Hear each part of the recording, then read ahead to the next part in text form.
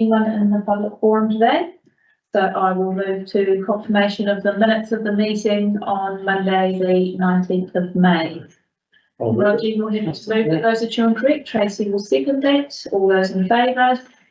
Against? Carried. And page 9, we move to the declaration of interest register. Just a reminder to make sure you keep an eye on that and update anything that needs to be added or removed.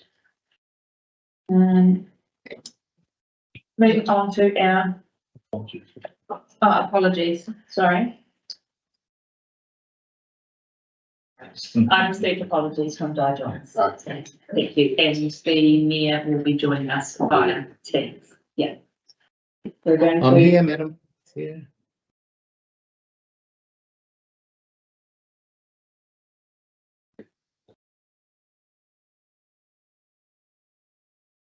The apologies. A mover for the apologies for Di. Thank you, Tracy and Martin.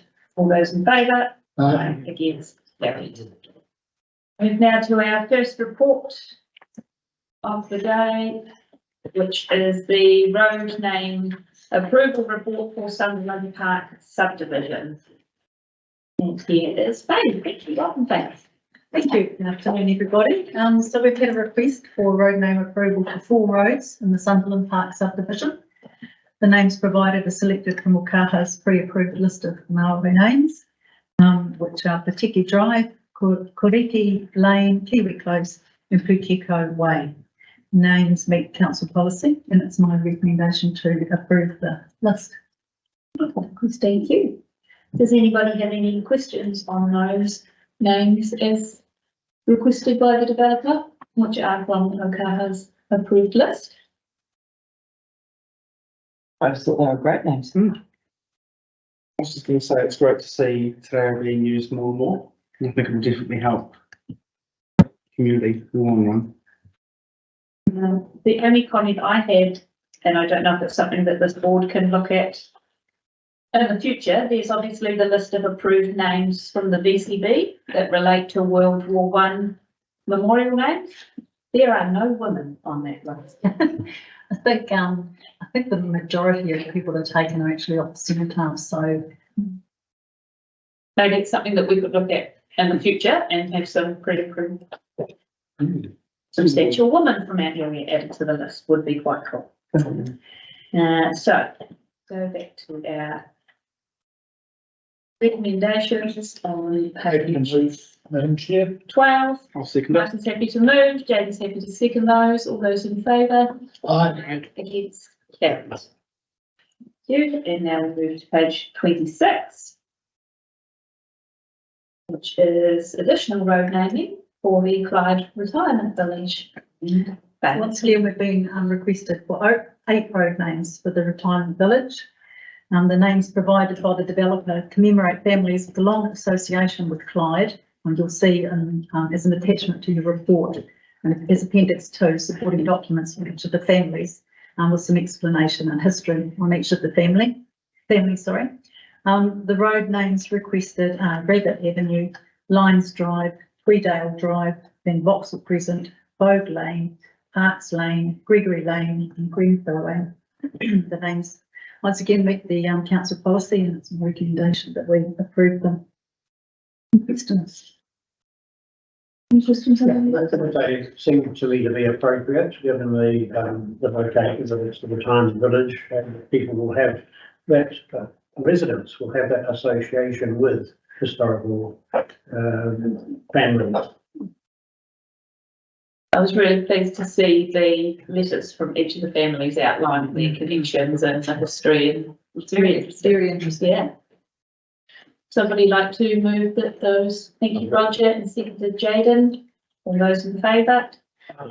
Against? Carried. Thank you very much, thank you.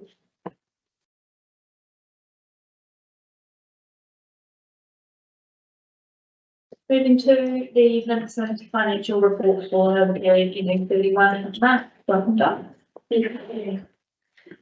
So take the paper, it's been read. For the 9 months ending 31st of March 2023, there was a favourable operating variance of $1.4 million against the revised budget. Revenue has a favourable variance of 3.5 million. Driving this variance is the Dunstan Park land sales from stage 3. There still are a few sections remaining to be sold on that subdivision to come through. User fees and other income is unfavourable by $141,000. So this is still coming through as the camp fees for the Clyde Recreational Reserve, which has been adjusted for the external plan, and also the GST error that came through on the falls fees in the admissions. Sorry. Grants and subsidies has a favourable variance of 220,000. So 125,000 is MB funding for the Alexandra River Park, and the other 94,000 is better off funding for the Alexandra Pool Liner replacement project.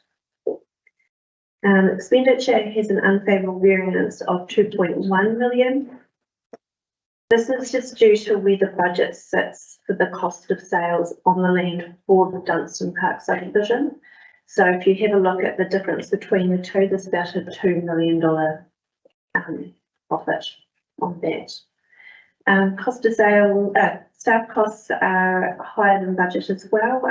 The Alexandra Pool Swim School program decided to do most of its work in the first quarter of this calendar year.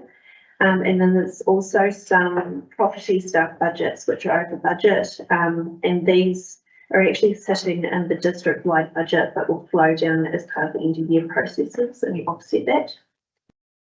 Capital expenditure has a favourable variance of 1.3 million. Parks and Reserves has a favourable variance of 780. With the Alexandra River Park project being expected to be carried forward, and the Omakau Tennis Courts project expected to be completed by the end of this financial year. Property has an overall favourable variance of 531,000, with the Alexandra Memorial Theatre, the Clyde Community Centre, and the Alexandra Library projects being carried forward and expected to be completed within the next financial year. Are there any questions? Tracy?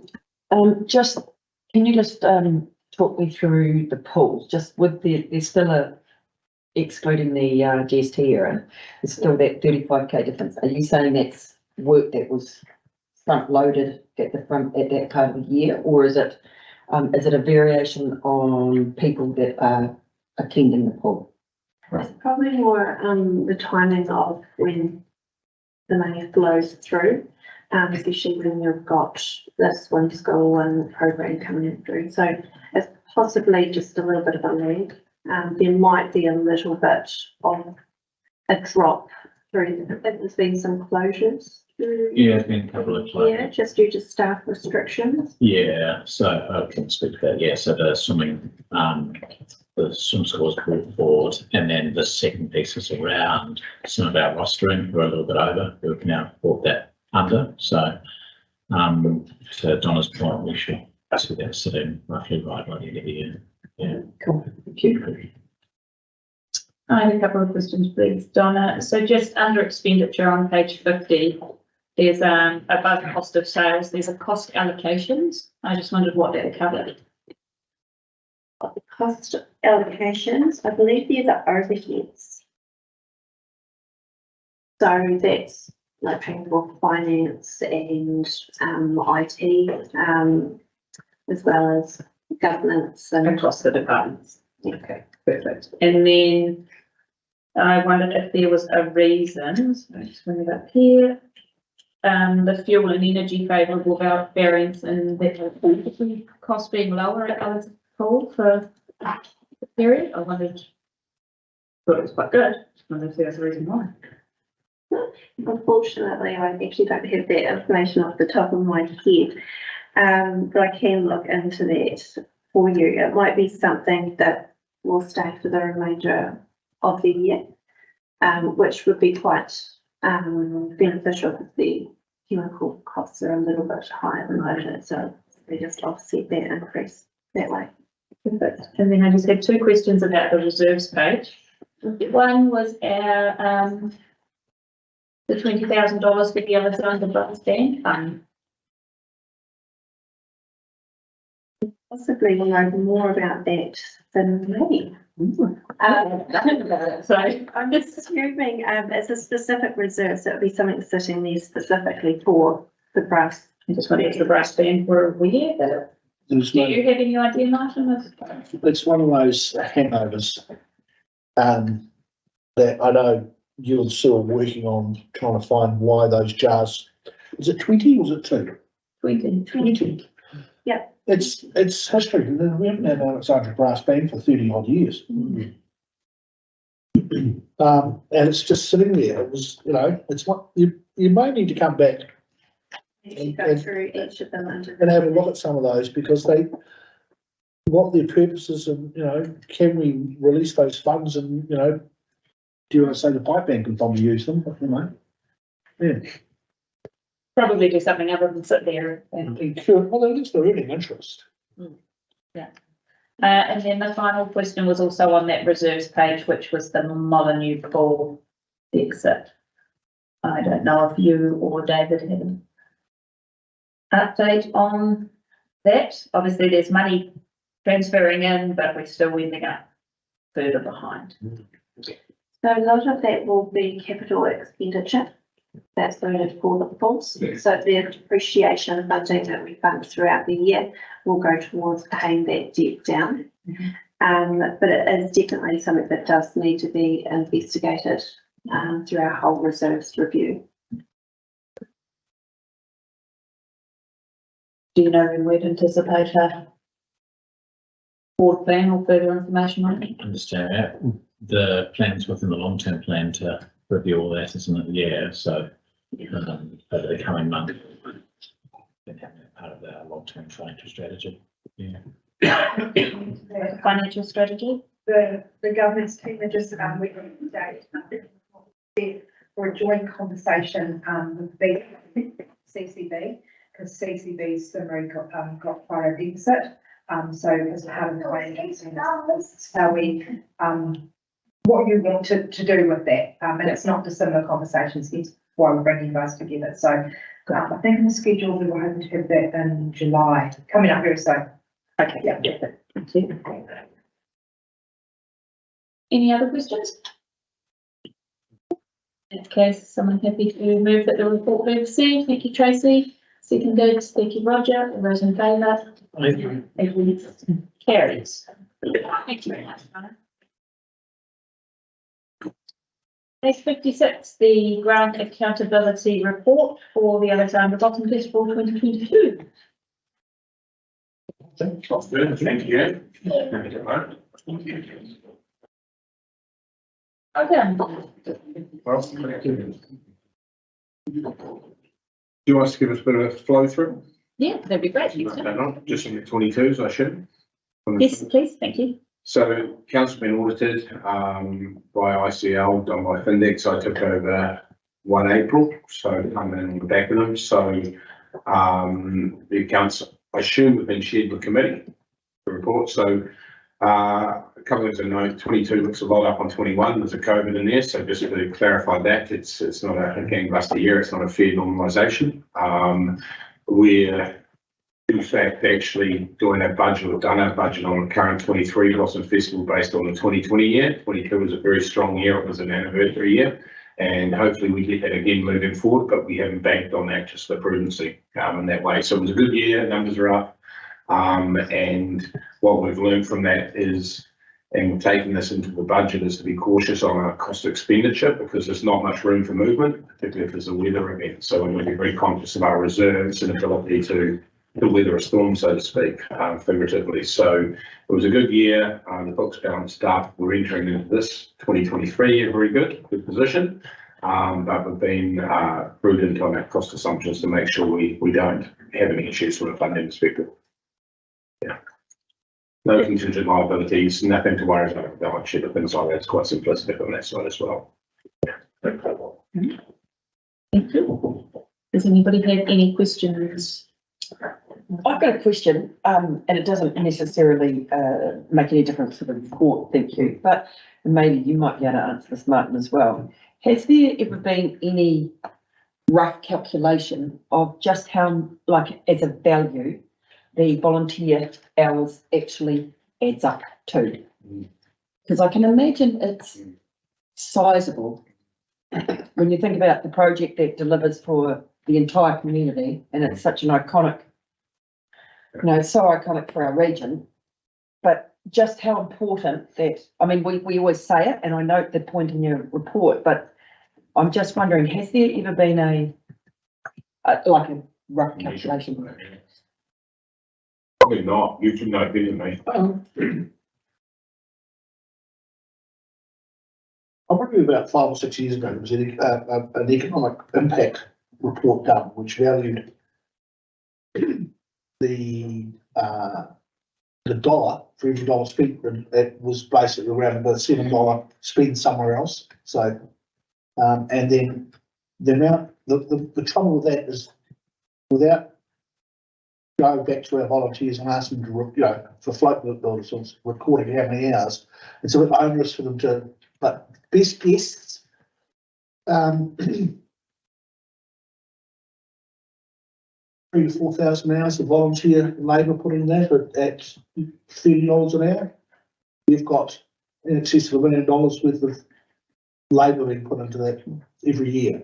But of course, what should be noted is that every year that volunteer input lessens to a degree. And that's the biggest challenge the festival has currently, is finding people to actually get involved. And it can be as simple as helping us staff the gates on the day. Most of the people who do that role are well into their 70s and older. And we need that next cohort of youngsters coming up underneath. So that's the biggest challenge that we face. I just wondered, Tim, are you anticipating in this very competitive grant and fundraising market, your current assets in the bank being a hindrance to applying for grants? To date, we've secured all of them, so no, which is good. There's a couple outstanding that if we need to do that, we'll probably look at cost again a wee bit. We'll look at other grants. We've had a lot, there's grants in there, but there's also some very good sponsorships, some pretty good corporates in there that have re-secured as well recently. Martin's actually done a very good job on that front recently, in that way, and that's gives us a runway to look at. So, you know, people like Delp and things like that make significant contributions, and Fulton Home have been on a cash or non-cash basis too as well, with traffic management, and they seem to be very engaged and just renewed for a period of time to give us that certainty. It's something we look at, very much so. And we do have in some way I've learned a bit of a rainy day fund in the trust of a trust. I understand it's an entry set up, but it's never been called on. So it's nice to know that if we have an event, we might have a backup to bridge through to get that next stage of plan. Because what I've learned is this is quite incredible in the sense that the money that's raised is all distributed back into the community. And it touches quite a lot of touch points. It's quite a cool little thing that flows through the community in its own right. So it certainly stacks up, I think, on a community feasibility perspective to run this, and we've got to make sure we've been right through this budget to make sure we've got enough and we're here. And we did make some cutbacks, didn't we, on last year? And if we get numbers we had last year, which not out untoward, we could really build our reserves, but we haven't factored that in. So it was an anniversary year, we don't know. Yeah, but we showed it, and CODC was very good at renewing their grant, which we're appreciative of. We didn't have that, it would have been really challenging for that, and that's allowed us to give us that certainty to hopefully continue through and hopefully build those reserves. So we've got a bit more for the rainy day that will be the aim. Yeah. Yeah, if I can add to that, the feedback we've had from other funders is that it's prudent that we are keeping good reserves, because COVID did teach us a lesson. If it wasn't for an external grant from central government, our loss would have been in the mid-70s. Yeah. So we're holding 2 years of funding, and it wasn't that long ago that the festival found itself in debt for nearly $100,000. So it is prudent to keep those reserves, because when you're looking at an event which has nearly $250,000 cost structure, a lot of that money is spent prior to the weekend. So it's not necessarily COVID, it could be, if we had like all the phone calls I took last year when I was in Dunedin about how lucky it was because it poured down on Boston Festival weekend last year, so it was a good idea we cancelled it, you know. So, but that's the cost we could be up for.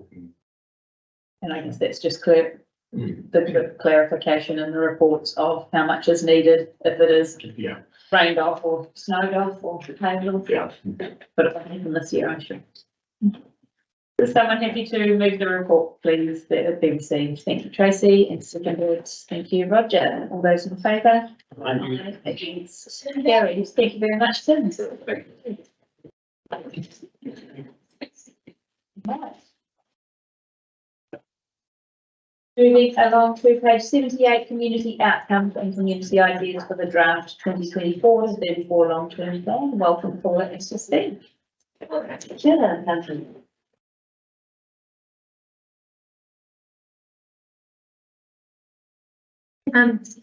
you, and hi.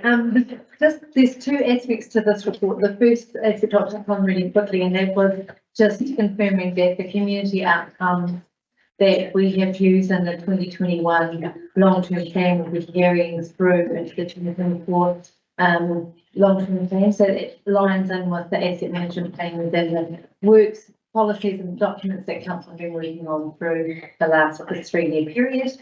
So we'll be using those as we build our long-term plan, and you'll see them coming up over the next 12 months as we create those documents. The other part towards our long-term plan obviously is our processing through of our long-term brain on the community with ideas about things that we should be considering as a board, looking into this next planning phase into our budgets. Yeah. So as Paula said, we've done something a bit different this year, which I think personally is pretty cool. We've gone out to the community early on to have a proactive approach for the long-term planning and asking for ideas. And we use the tool Let's Talk as the engagement platform. I'm not sure whether any of you had a look at that, but it's a platform where people can go in, simply put their name and email address, and they put up like little virtual post-it notes, and then other users can go in and take a look at those ideas from the community and then hit that like button so we can see how many people like it, and also provide comments on it. So it was quite a neat thing the communication team came up with. And we had that open from the 3rd of April through the 1st of May, and a total of 58 ideas were received across the district.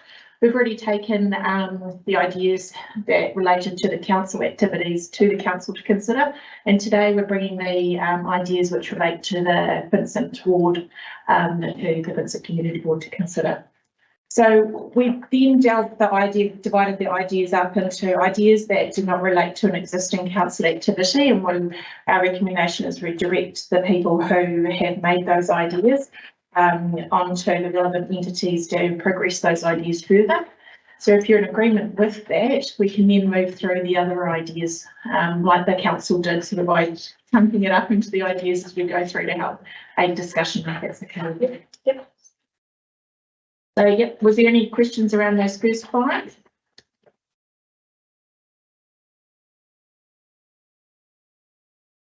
It was the disc golf course, the tidy up the mini hair here, and hockey too.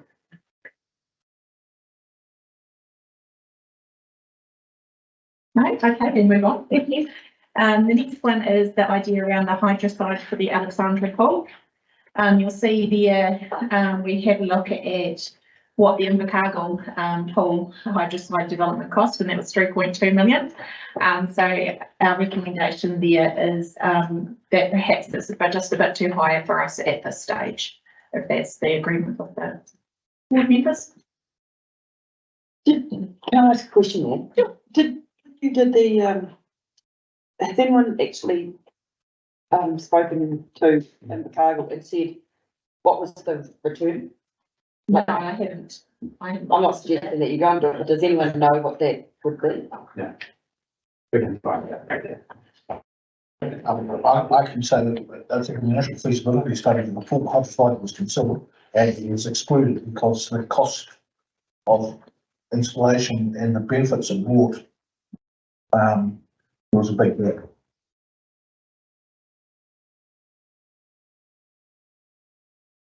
Does any, recognising that the climate is currently exceptionally constrained, does anybody have very strong feelings to progress a hydroslide at the pool? I think it'd be nice to have, but it's expensive.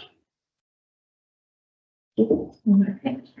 The next one is to take another look at the Alexandra multi-sports facility. And currently there is quite a bit going on with the stadium with the earthquake strengthening, building compliance upgrades, asbestos and a failing cladding system. When talking with the property and facilities manager, he said that it would be looking at, take this idea further, would be looking at an investigation and feasibility cost around the 200K mark to take this idea further. What's the cost for the failing cladding system, the asbestos removal, the earthquake strengthening, all of the issues that already go requirement need to keep the building as is?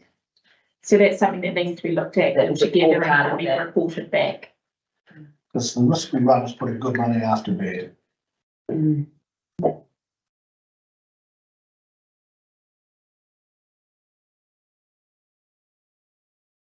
Council run projects like sports hubs. They just. Does anybody have any feelings on that at the moment?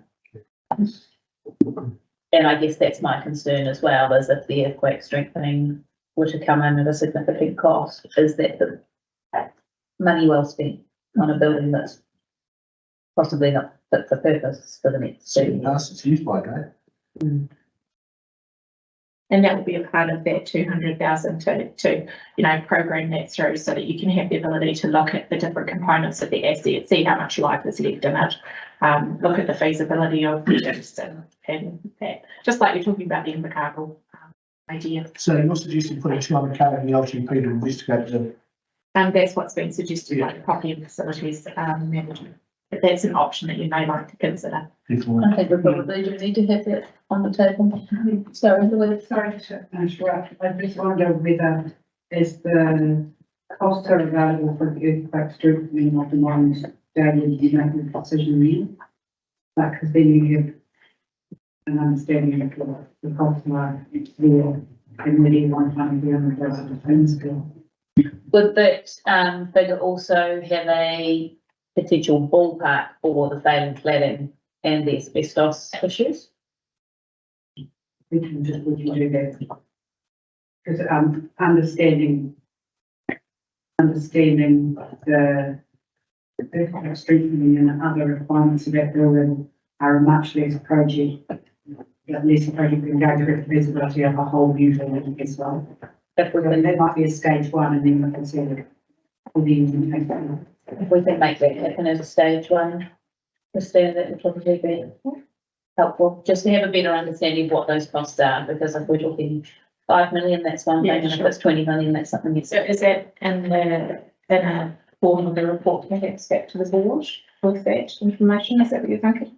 So we've obviously got earthquake strengthening and the LTP, the basically, let's understand and come back to you. Yes, please. Yeah, Thank you.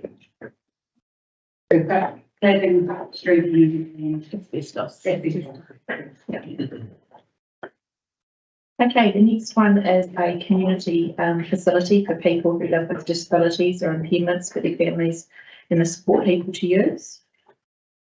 And that's why you looked into Paula.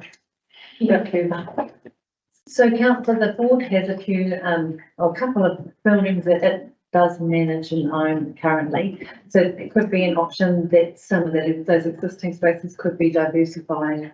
Could be some things to consider for the board to consider, like what would be the access, what are the needs?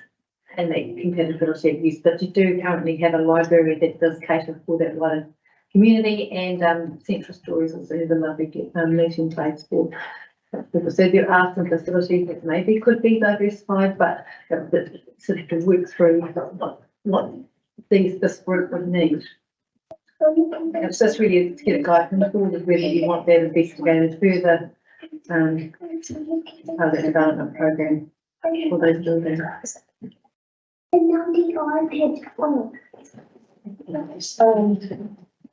So, I mean, the numbers that you're looking at in there, I mean, obviously, they are reasonably high, but if we could, and I guess me, I think it'd be kind of, it'd be worth looking into what we already have, as opposed to building something new. And I wondered if there was going to be anything come out of the library redevelopment that was going to cover off some of that need for, with the increased space and facilities and things in the library, whether that's. So there'll be an accessible toilet inside, which I think will make a humongous difference to the users there. But then it wouldn't be sort of only sort of there sort of space, a space to only be used exclusive is the word I'm looking for, thank you. An exclusively used space, it would be more the area around the library. And the cooking facilities is something that is separate to the library. We could look into that if you wanted to get in. I just, because there are some facilities available at community house as well, but I'm just not sure, since the change in the nature of that building and that lobby area, whether it still was accessible as it previously was. There's all the community sense, but would be a more appropriate place to be looking at for, it's accessible for, people with impairments. It's got all those facilities. It's a space that's, often not very well used, even though it's, so accessible. We do have some tenancy agreements with some of those spaces that we'd have to check and honour, because some people do have set rights to some of those spaces. So there are things we'd have to look into to make sure that we didn't get on toes. Right. And where does groups like Living Options, who are already in that area, where does they have all those facilities in situ? That's a good question. And the issue I have is that why, as a council, would we wanting to replicate something which already exists and is being managed by a trust with the expertise in those areas? And we don't have the luxury of digging into that, because these are just sort of post-it notes that come up for the suggestions. And it'd be interesting to know some more detail about what's the driver behind this request. I'm not denigrating what's been proposed, but I think, again, these are the wish lists that I think we're very well looked after with. I know with Living Options do a fantastic job in this community.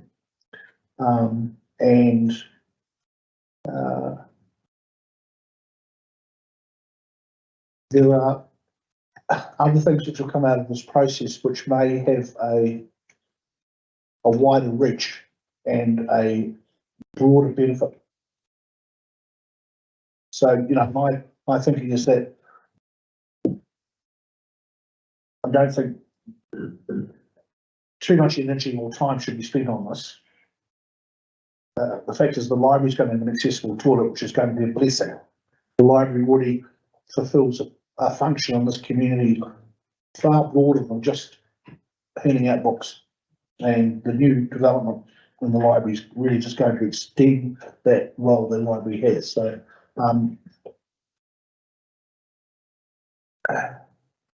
I think that we have existing facilities in this community looking after the disabled and allowing, and that maybe is not our role. Yeah, We already play a part in this role, and I think possibly there's a case to be made for seeing how well the library with an accessible toilet within the building will cover off some of those issues and understand what that looks like perhaps before we look at anything in addition to that. And it's good for us to read these comments, keep us mindful that we need to make sure that all of our facilities are forward reaching in its accessibility and it's catering for the wider community. So the next one there is Kamako walkway vegetation. So the removal of old pines from Kamako walkway and replant with native. This would be great for the native bird life and increase the visual amenity of otherwise unpleasant pine plantation. Audie would probably got any further questions. But the removal of the old pines and consultation with Peak Alexandra Clyde Beautiful Group regarding replanting could be incorporated into the parks program within the draft long-term plan. We think it will be a quick win, so and under 10,000 K. If you want that to incorporate all in there. I think it'd be a very appropriate thing for the ECD to. I think it ties in well with the other work that we're doing in that area. Yeah. That's what they're doing. The next two comments, I think quite a bit of discussion on this work relates to the half mile reserve and the reserve management plan. Whereas at this point, we've got a development plan in place. So happy to go. I think that's appropriate. It's appropriate this time. The next one is another quite a big thinking idea around a destination, what I call probably a destination playground for Alexandra. They looked at the Margaret Mayhew, and when I had a look at that, they're looking at about the 40 million mark. So if any of you have been there, it's an absolutely stunning playground. It's very much next level, but they have a lot bigger base than we do. But Parks and Reserves team are looking at a play strategy, so we thought we'd feed this idea of a type of destination playground, maybe not Margaret Mayhew status, into that.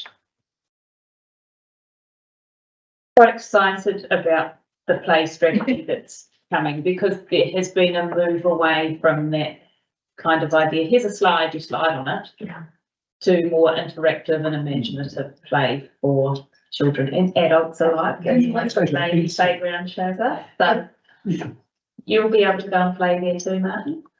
Yeah, I take offence at that expression of bog standard playgrounds. No, we do really well on the playground We do, yeah. area, you know?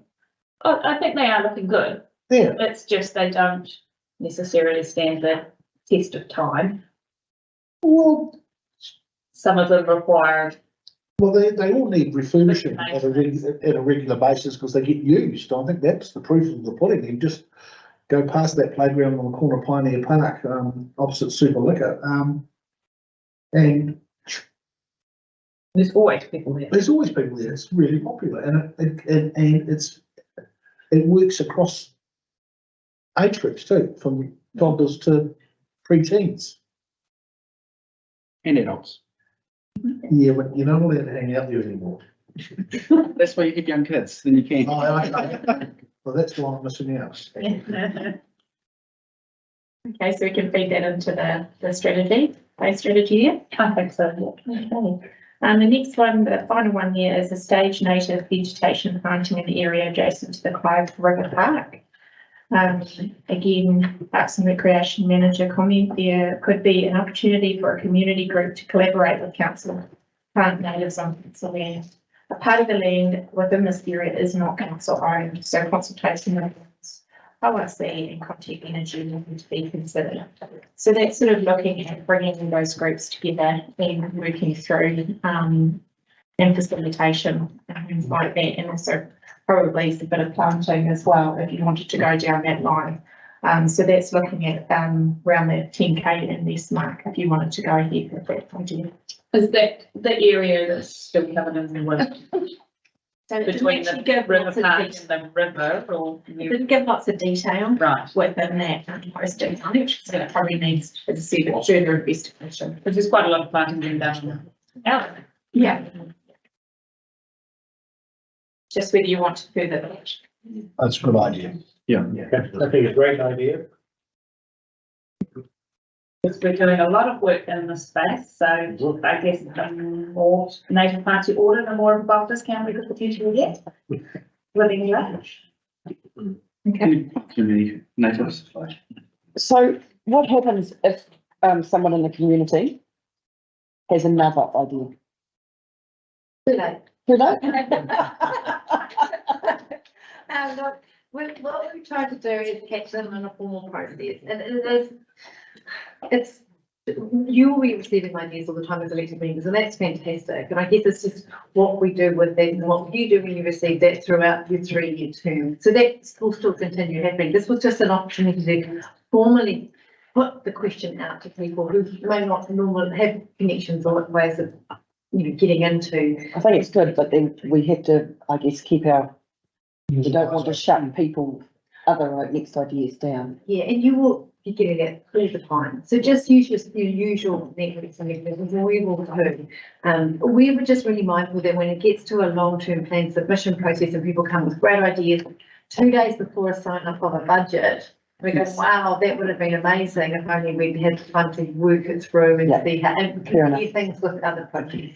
Because that's the other thing that's really important to do this now, is that this might seem a good idea right now. When it comes time to looking at your budgets and lining all these projects up, there might be still some adjustment. There will be adjustment that has to happen. So it's trying to get as much in now, so that when you make a decision on your budget, you've got all the, as much information as you can. So for draft budgets for the board in November. So say if everything's got a great idea that needs worked out, November, to be honest, is probably looking a little bit late, because exactly what Paul said last time, some great ideas that we were in this come up last minute. We were like, gosh, the rates level's already at this level, a great idea, we can't score it anymore. So if you are hearing ideas sooner rather than later, so that there's agreement around tables that wants to take it like through the staff and got to find a cost staff and put it in one between for you guys and Cobalt. So for all those dozens of people that are watching this meeting online and have got a great idea that they want to send in, is that platform still open, or will they need to submit via another channel? Platform isn't open now, it's closed, so but they contact through the communication email and put it out there. Thank you. Excellent. Right, so the recommendations on page 78 are that we received the report and expect the level of significance. Notes Council has approved using the existing community outcomes in the development of the draft 2024-34 long-term plan, and considers the community ideas and agrees on the action that should be taken. Is everybody happy with that? Roger, would you like to move that? Next year. And second, third. List out which ones they need. So does the community ideas and agrees on, would you like an attached list, or agrees on the action that should be taken as per attached list? Similar to the council one we did. Okay. So considering the community agrees, item 9 is called item 21, item 37, and item 58. Just to clarify, that is the multi-purpose sports facility that's understanding the costing, the restoring the Kamaka walkway, the vegetation one, the adventure playground, the included in the base strategy, and the native vegetation planting at 5 Park. Yeah, and then they'll be further investigated on which way stations. Yes. Yes. Thank you.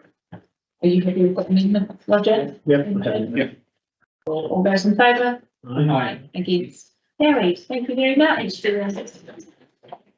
Some neat ideas coming through. Thank you for coming.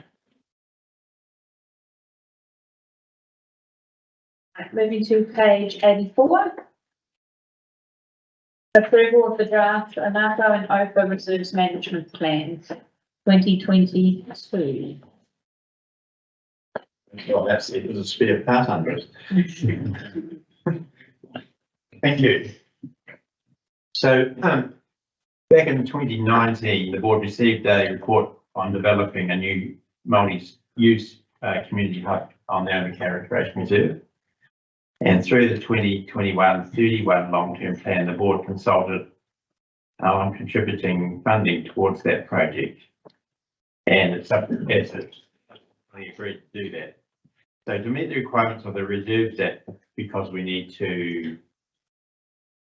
just can't put something on a reserve without consultation. At the July last year, 2022 meeting, the board resolved to prepare a reserve management plan for the Omakau Recreation Reserve.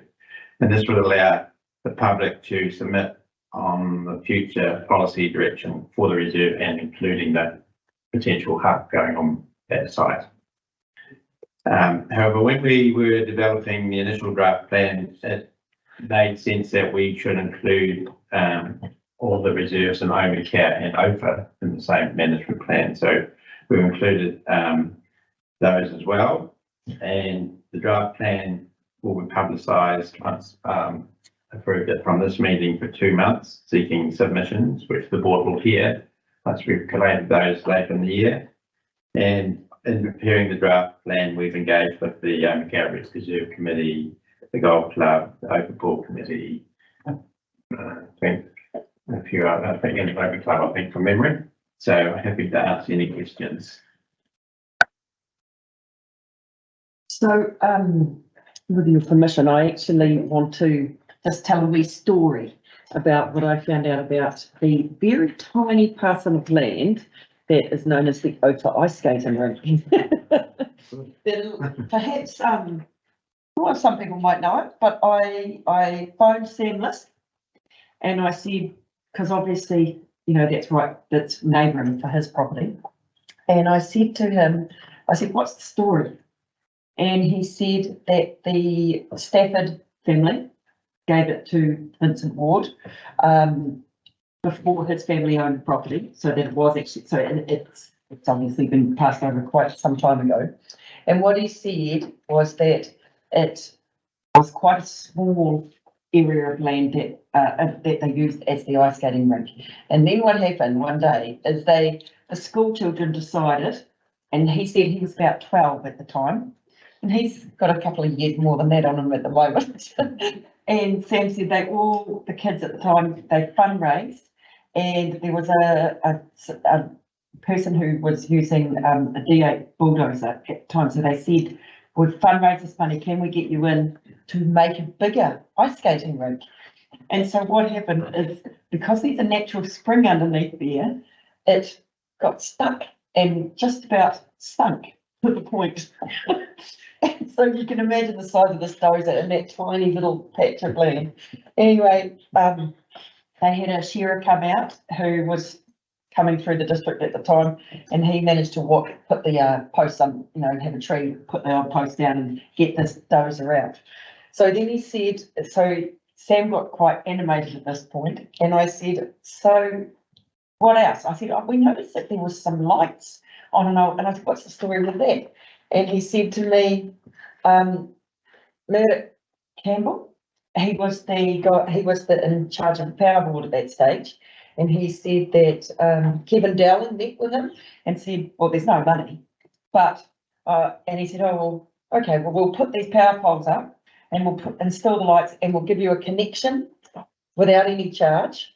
So community thinking there. And he said, and to this day, he said they've never seen a bill. So he said, I didn't think that the lights would actually use that much power, but so we don't know whether there is actually working power on the site or not. But as to the time that it was last used, was 1995, and many of us will remember the big freeze. Yeah, and in OFA it was at -21, if my memory serves me right. They filled up the pond then, and he said it really wasn't great for skating on, and that was the last time his family, and he said now he raises a couple of sheep in there every now and again to keep it a little bit. But that's, so if we're thinking about timeframes, it's 1995, the last time it had water pumped into it for that purpose. But other than that, it's a historical value, and that was it. So It feels like 10 years ago, but isn't yeah, it? it's actually quite a week ago. No, coming up 30 years ago. So yeah, so I thought that was a really cool part of the history of that small parcel of land. It's very quirky. Very freaky. Go out there and once you see the lights, you can't unsee them when you're driving the car. Yeah. So it's had community involvement from a long time A back. lot of that went on in this community, I think. Yes. And I think Sam, he just said that's how our community operates, and he said that's what he loved and remembered from that time when he was a child. So I thought it was a nice story to pass on. Be good to hear what the community want to do with it moving forward through this process. I did ask him that, and he kind of said, "Oh God, I have no idea." He said, "You could put a house on it, but it'd have to be on poles." Hopefully spring in it. Yeah, he said it is quite wet. It's a very wet area, hence why they have. It's the Womaco's next water supply. Well, I can't answer that, but Native planting's going everywhere else. yes. Through the chair, I'd like to move that, the options and get this document out there for public consultation so we can actually hear what the community of Womacao and OFA wish to see happen to their reserves going forward. Thank you, Martin. Tracy, would you like to? Second that. I think there is a spelling mistake in the report. But Yes, I also just noticed there were a couple of hyperlinks missing Yeah. on page 96 and 106. They just got an error message instead of, I assume they're supposed to be hyperlinks. and the spelling mistakes on 10.9.1. Grazing instead of grading. We're not going to grade anything.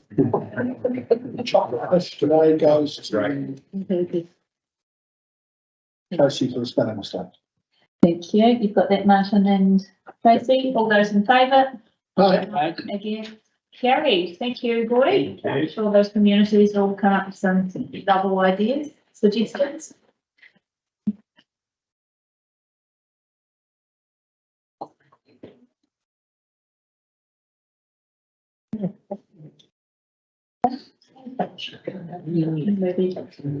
Page 156.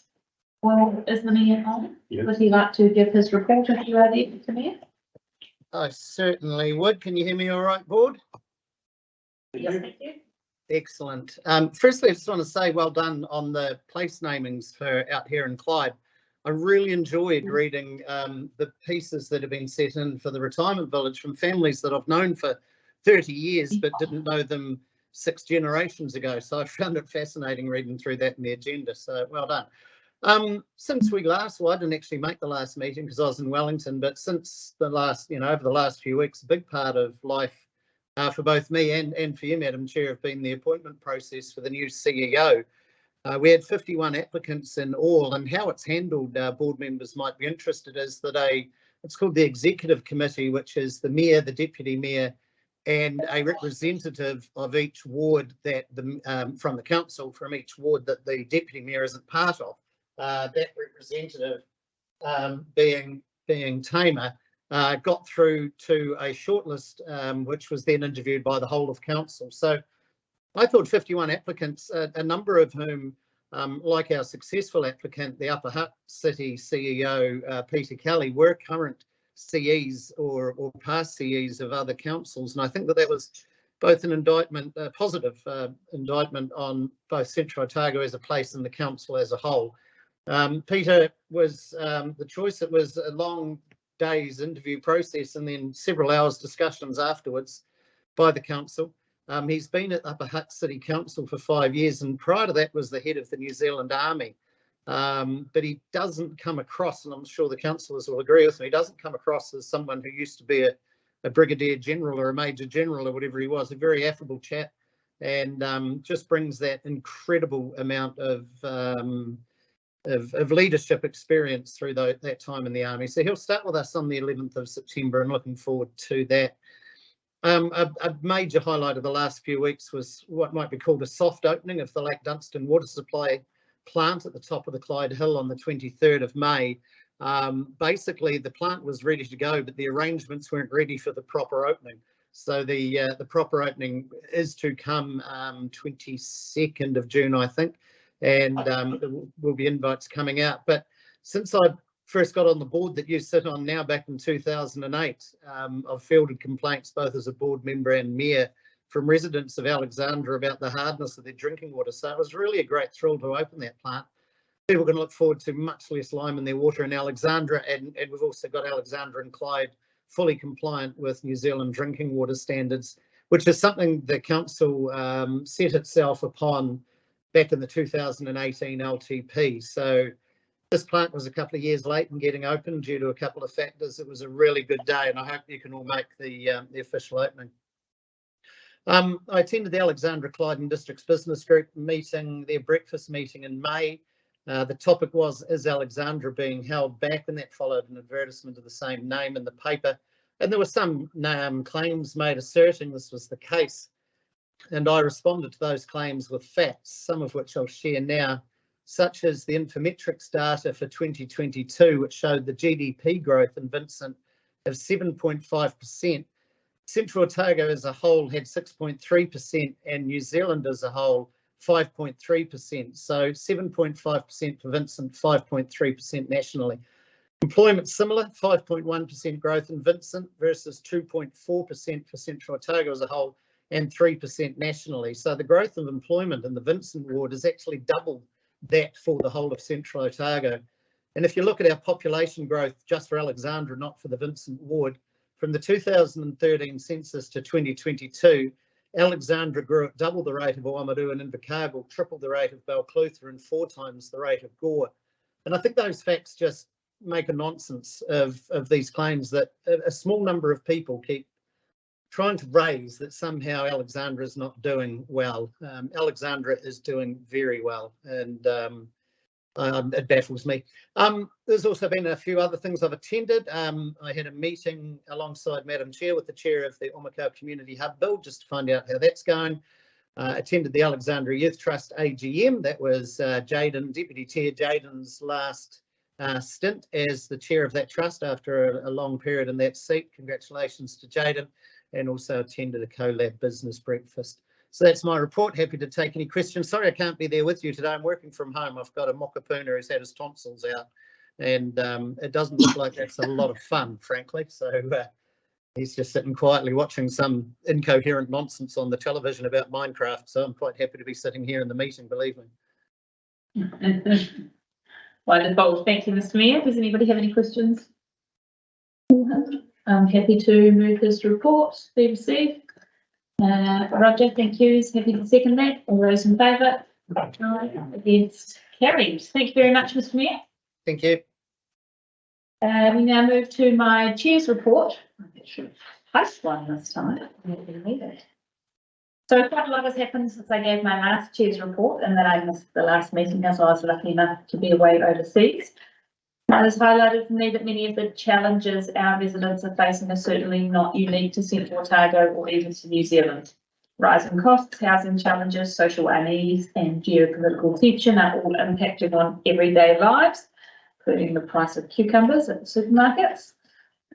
We all have a responsibility to not just steer a steady course financially, but to also help our communities have a bit of hope and positivity for the future.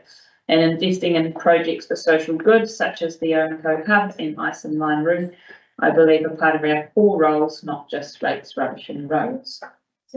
Last week, I attended a session for the Clyde business community to give feedback on options for the Sunderland Street phase of the CBD upgrade. The turnout at these meetings has been outstanding, and the project has now received a lot of support from passionate locals.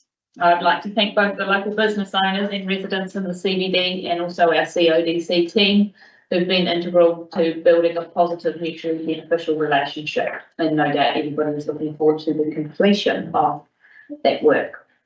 Over the past month, I have also had a trip to Dunedin to visit Otako Marae with my fellow councillors, which was a wonderful warm welcome. And for many of us, our first visit there, and also a tour of the Otago Museum. And the enthusiasm and also youthfulness of museum staff has left me very inspired about where the sector will go, and also very exciting to get a peek at the moa footprints removed from the Kaiburn in 2018, which is quite a wee while ago now. I've met with the Elections Commission and also Dunstan High staff about some civics education in our local high schools, and Hopefully we'll be encouraging some additional engagement and enthusiasm about politics in the lead up to the election, and then hopefully flow on into local government politics as well. And earlier this month, Tim stole my thunder, we selected a new chief executive for the Central Otago District Council, and I'm very excited to have Peter Kelly joining us in a couple of months, and I have no doubt that all of you will enjoy his enthusiasm as well. Thank you very much. That's my report. Someone is happy to, I'm happy to move that it be received. James happy to second that. Thank you. All those in favour? Against, carried. And now we move to our members' reports. Roger, would you like to start us off, please? Right, the usual run of meetings, attended meetings of the Australian Writers Circle, that's a group I run. I attended meetings with Central Otago District Arts Trust, attended the business breakfast meeting that Tim has just commented on. Attended a meeting of the John Dale Park Charitable Trust, attended the meetings of the Alexandra Districts Museum Incorporated, attended a meeting of the Central Otago REAP Board, Rural Education Board, attended a performance of Les Mis by Archer Theatre, and note that the Vincent Community Board is one of the funders for that, so great to see that it was a set-out series segment, and that they had to extend their set their time by an extra week. So it was a very, very successful performance. And attended open day at the Allroom on Clutha Retirement Village, and a large number of people were looking around that at a retirement village, so a lot of community interest in it. So from the developers' point of view, I think a very successful day. Thanks, that's my report. Yes, I've been pretty quiet a few weeks really, so I don't know much to report. I've heard 2 independent people saying they had 500 at that open day. So while I thought they might have been exaggerating, it's plenty of should say. No, they've been moving about, right? Yeah. Very possible. Oh, me. As they changed 19 hearings panels, have been keeping us fairly busy. We've got a full day again tomorrow, hearings, some more resource RMA applications. I was part of that council trip to Dunedin, to the marae, which was fantastic, and the museum, which was equally fantastic. They had to check my pockets because I love the back of museums. There's so much good stuff. And it was, as Tony said, it was the energy and youth about some of those people was quite empowering. I did get to comment on the work of the paleontologist who was working on the Maya footprints. That it was a highlight of his career, and did he think he'd peaked too soon? And he had to agree with me. But the work going on there, especially around those, is quite exceptional, because eventually it'll be coming back to our community with interpretive panels, and the story is going to be told in such a way that the community is going to see a direct benefit of that find, and it was incredible. Yes, sat on through the process of going through the new CEO. Again, a challenge. That was not an easy decision that we made, but I agree with Tamer saying I'm looking forward to working with Peter. He strikes me as being he'll bring another new set of perspectives to this table, ones which will be welcomed. I commented earlier in our informal meeting that I've had a lot of positive feedback regarding our water. My partner Christine was complaining to me about the cost she's had to spend on products she now no longer needs to buy because the water is softer and her hair is not being tormented by it. I too was at Orang's open day briefly, and yes, there was 500 plus people there. It was very, very popular. And that's me. Thank you, Maddie. Like my fellow other elected members, went to the Mariah Museum and appointment of the CEO, and I think it's been eloquently said. I don't need to repeat any of those. I chaired a Central Otago Health Incorporated meeting. There was a meeting with regards to the uncapped domain, so that's the uncapped domain committee that I sit on, and also the work is continuing, which I'm a part of, as well as my colleague to my left is on the Manuherikia exemplar group work, and that's a continuing thing that is really starting to get some teeth, and it's exciting to see where that's going to land. So that'll be something that will come to be portrayed. And also Rebecca Williams from Council is involved with that group as well.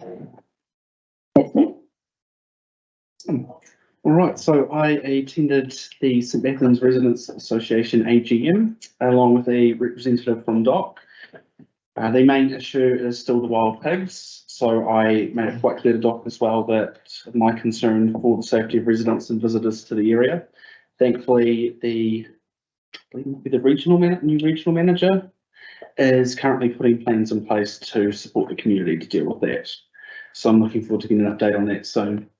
On the same day, I attended the reburial of early settlers at the Dry Bed Cemetery, which was, if you ever get a chance to do something like that, definitely go along and do it. It was cold and wet, but it's a really cool thing to see.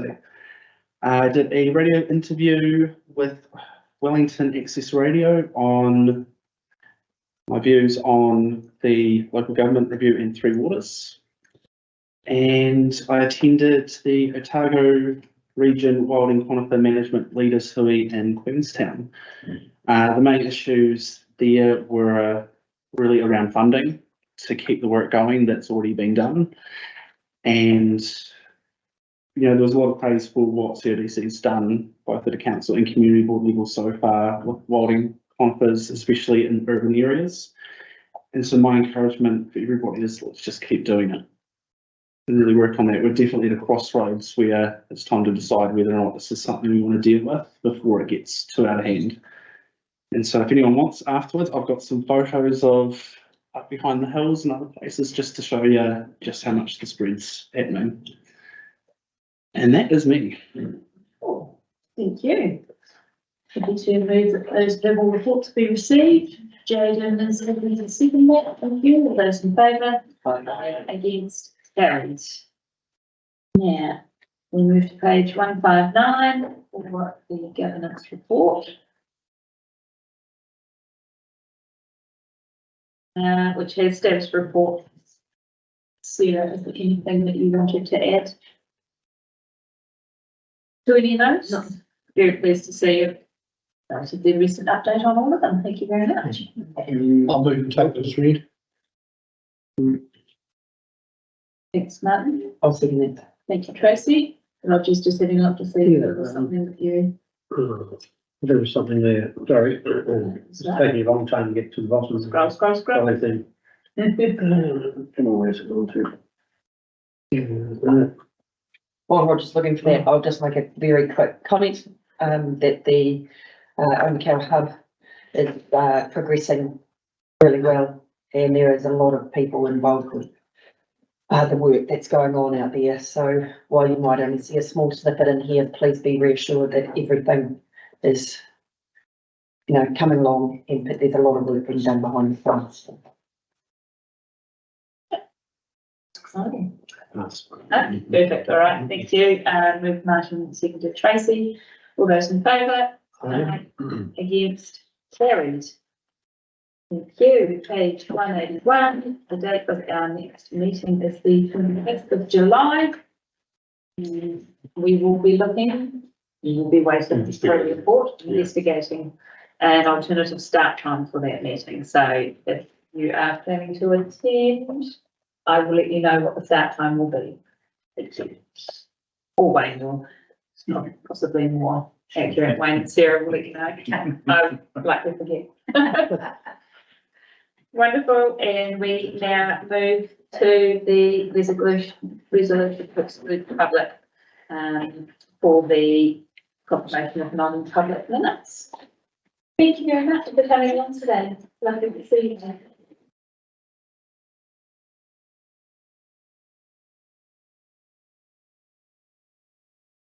It's potentially nice, things.